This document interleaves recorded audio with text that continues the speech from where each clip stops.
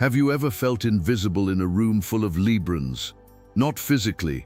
You're there, you speak, you interact. But there's a layer of you that no one touches, a layer that no one sees.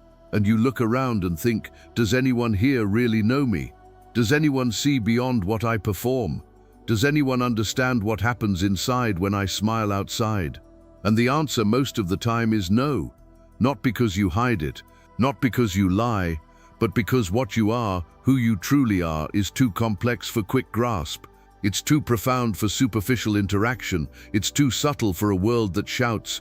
And most don't have the patience for complexity. They have no interest in depth. They lack the capacity for subtlety. So you stay there, present but unseen, known but not understood, loved perhaps but in a way that doesn't quite reach you.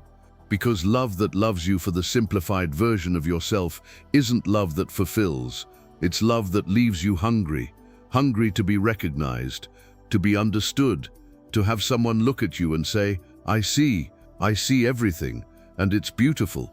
But that rarely happens, and you start to think that the problem is you, that you're too complicated, too difficult, too demanding, that if you were simpler, more direct, easier to understand, more people would stay, more people would care, more people would see. So you try to be a more palatable version, more digestible, more convenient, and it works for a while. People stay, people get close, people say they love you, but you feel empty because they don't love you. They love a version of you that fits within their limited understanding. They love what they can process. And the rest that is the real you, it remains hidden, locked away, starving for recognition. And here's the truth that nobody tells you. You're not for everyone. You never were. You never will be. And that's not a flaw. It's a characteristic. Because Libra, you are rare, and rarity isn't for mass consumption. Rarity is for those with a trained eye, for those with a refined palate, for those who know the difference between beautiful and extraordinary. And the majority doesn't know. Most people only see the surface. They see your smile and think you're happy. They see your kindness and think you're easygoing. They see your diplomacy and think you have no opinion. They see your pursuit of harmony and think you're weak. And they stop there. Because going further, seeing beyond, requires work. It requires attention. It requires the ability to perceive nuance. And most don't have it. But some do. Some are rare. Some are special. Some look at you and see the internal war you wage every day between what you feel and what you show. They see the strength you need to maintain balance in a world that values extremes. They see the depth of processing that happens before you say a word. They see the art that is you navigating human complexity with grace. And when those people show up, when you find someone who truly sees you, something changes. You breathe differently. You speak differently. You exist differently. Because finally there's space to be whole, to show layers, to not have to simplify.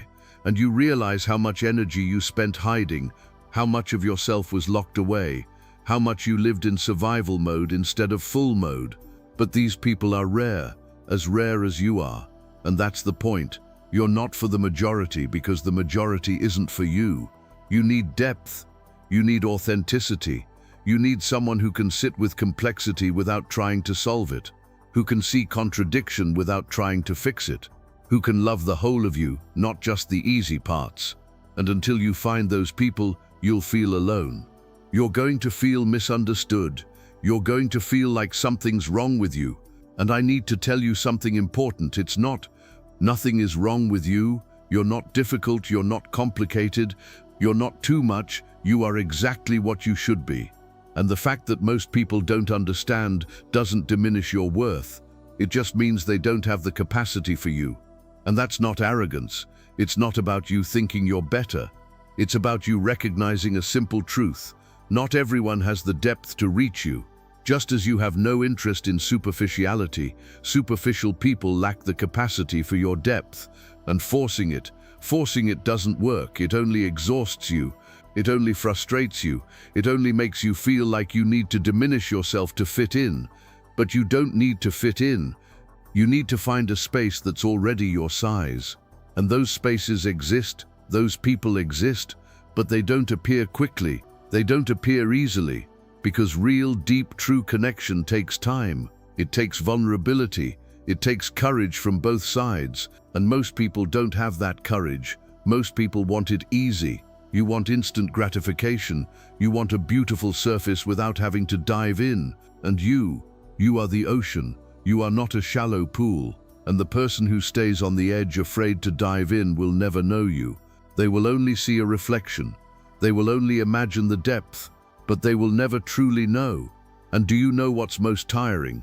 Having to explain, having to justify, having to translate who you are into language they understand. It's like trying to describe color to someone who has never seen it. You can try, you can use metaphors, you can give examples, but in the end, they'll never really know, because knowing requires experience, and experiencing requires a willingness they don't have. Then you stop explaining, stop trying to make people understand, and start accepting that not everyone will, not everyone needs to. And that liberates. It liberates you from needing validation from those who aren't capable of validating you. It liberates you from seeking approval from those who will never approve of the real version of you because they only know the superficial version. And during this release, something happens. You start attracting different people. Because when you stop performing for the wrong audience, when you stop trying to be understandable to those who don't want to understand, you emit a different frequency. A frequency of authenticity, and authenticity attracts authenticity. Depth attracts depth, and suddenly the right people appear, not in a crowd, never in a crowd, but one here, another there, and these people see you without you having to explain. They understand you without you having to translate.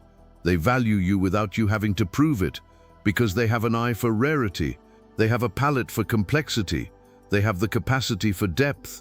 And with these people, you finally get some rest. Take a break from performing. Take a break from explaining.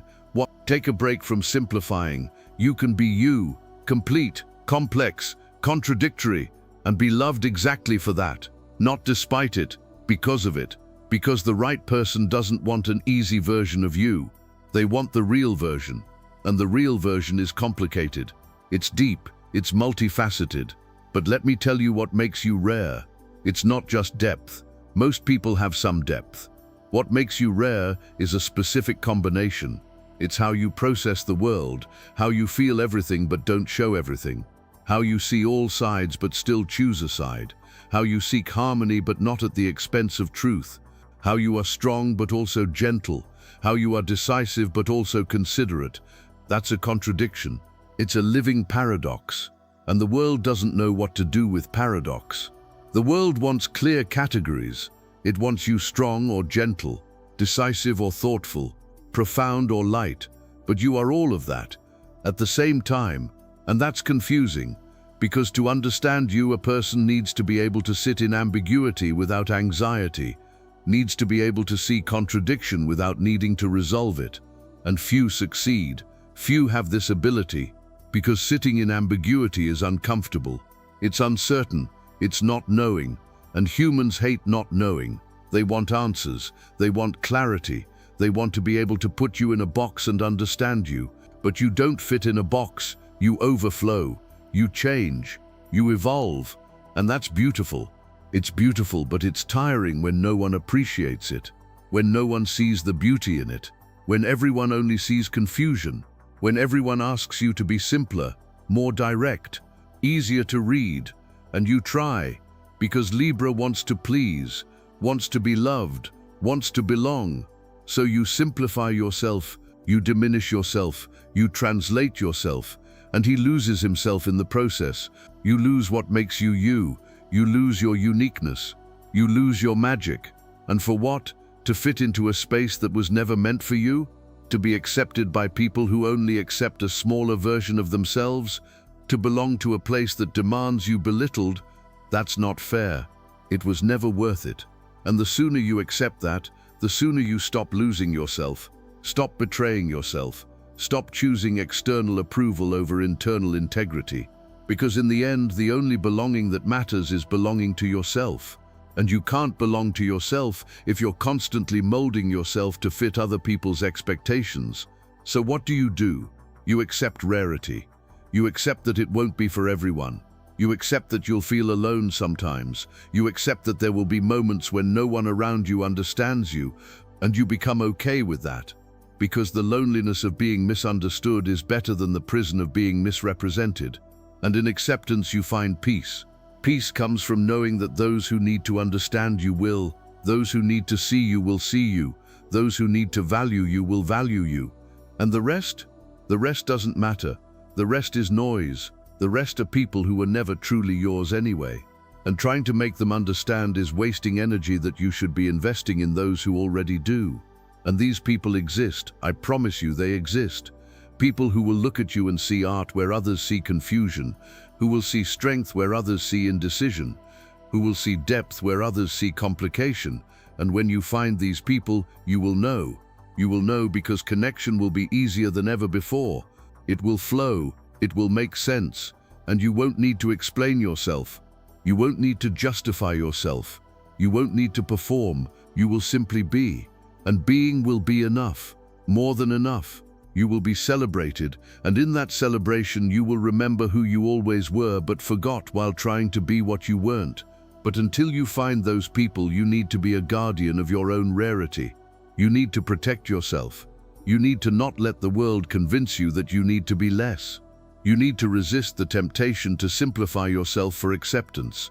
Because every time you do that, every time you diminish yourself, you betray something sacred. You betray your essence. And betraying yourself is the worst betrayal of all. So you choose differently. Choose to honor complexity. Choose to embrace depth. Choose to celebrate contradiction. And choose to do this even when no one applauds, even when no one understands, even when you feel alone. Because integrity doesn't depend on an audience, it depends on you. And you being you, whole and unapologetic, is an act of courage. And courage attracts courage. Authenticity attracts authenticity. And when you live that way, when you truly stop diminishing yourself, you create a magnetic field, a field that repels those who don't serve you and attracts those who do. And that's how you find your tribe, not by searching, not by forcing, but by being, and letting being attract being. And about loneliness, regarding moments when you feel misunderstood by everyone around you, these moments are portals. They are opportunities for you to know yourself in a way that no one else can. They are moments of intimacy with yourself, of internal dialogue, of discovering layers that no one else sees. And in that solitude you find something precious. Find yourself, not the version you show, not the version you perform, but the real you, the whole you, the unfiltered you. And when you know that when you truly see yourself, you realize, I am enough. I always have been. And if no one sees it, that doesn't change reality. It only changes who is looking. And then you stop needing it. Stop needing external validation. Stop needing approval. Stop needing others to see you to know you're worth something. Because you know, you see, and that's enough. And when that's enough for you, paradoxically, that's when you attract those who truly see it. Because the energy of emotional self-sufficiency is magnetic. And about people who don't understand, regarding friends, family, and partners who love you but don't fully understand you, you can love them and still feel hungry. You can value them and still feel a void, and that's okay, because no one alone will fill all the void. No one will understand every layer, and demanding that is unfair, to them and to you. Then you learn to have realistic expectations. You learn that some people will understand some parts and others will understand other parts, and you can have different kinds of connections with different people, and none of them will be perfect. None will be total, but together they can form a supportive network, and you stop looking for someone who understands you completely, and you begin to appreciate people who understand you partially but authentically, who see what they see clearly, who value what they are able to achieve, and who don't pretend to understand what they don't understand, because honesty about limitations is more valuable than the pretense of total comprehension, and there's something about its rarity that you need to understand. It's not a burden, it's not a cross to bear, it's not a curse. It's a gift. It's the ability to see what others don't see, to feel what others don't feel, to process what others don't process. And that gives you perspective, it gives you wisdom, it gives you a depth that comes only from truly living, not just existing. And the world needs this. We need people like you, people who see nuances, who feel complexity, who can handle ambiguity, who can bridge extremes. The world is full of people shouting from opposing sides, and you are a person in the middle, seeing both, understanding both, and trying to create harmony. And that's exhausting, because nobody thanks you. Both sides accuse you of not choosing their side strongly enough. Both see you as indecisive when you are deliberately balanced. Both push you to extremes, and you resist, because you know that truth is rarely in extremes. It's in nuance, it's in between, and this resistance is a lonely one. But it's necessary, because if everyone goes to extremes, who holds the center? Who maintains perspective? Who remembers that humans are complex, not simple? You, people like you, rare like you, and then you realize your rarity is no accident. It's purposeful. It's not a flaw. It's design. You were made this way for a reason, to do something others can't, to see something others don't see, to be a bridge others can't be. And that matters, even when no one sees it, even when no one acknowledges it. It matters, and in the end, the recognition that matters most comes from within. It comes from you looking in the mirror and saying, I see you, I understand you, I value you, and you being rare is not a problem. It's a gift for you, and for a world that needs rarity, even without knowing it needs it. So let it be rare. No excuses, no belittling, no simplification. Be complex, be profound, be contradictory, be everything you are, and let those who can see, and those who can't, let them go, because your rarity doesn't need the approval of the majority. It needs the recognition of a select few, and those will arrive. They are arriving. Some have already arrived and you didn't notice because you were too busy trying to be seen by those who will never see. Look to those who already see, to those who already value, to those who already understand, and invest there, because that's your place, not with the majority, but with the few who truly matter, who truly see, who truly know how rare you are. And you are incredibly, beautifully, preciously rare.